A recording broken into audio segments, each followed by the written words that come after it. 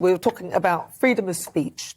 Freedom of speech. Scarlett, where do you stand with all of this? I absolutely agree about freedom of speech. And what I wonder is why you didn't talk about the cancelling of Russia Today, actually. So now we cannot hear what Russia is saying because it's very dangerous propaganda. I think freedom of speech goes right across the board. And I think that if I absolutely agree about the trans debate, that there should be a debate rather than insults. And I have to say the insults come from both sides. They are appalling.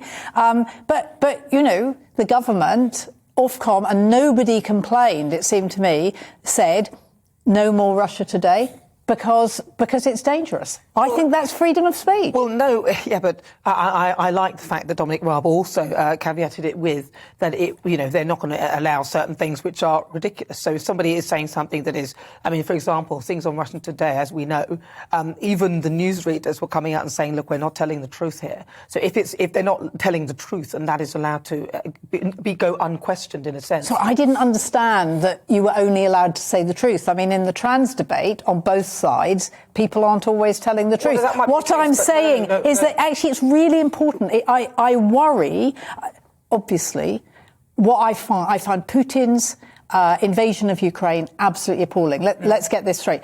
But all the coverage is from one side. And actually, I'd like to hear what the Russians are saying. Yes, and I don't have that right anymore. But what I'm saying is that we are regulated by Ofcom.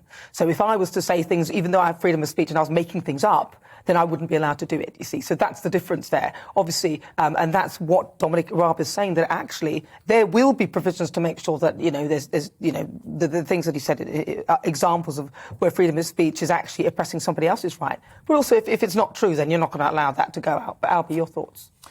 I think my thoughts on freedom of speech is that it's really fundamental to our democratic system. And I think it was Voltaire who said, I disapprove of what you say, but I will defend to the death your right to say it.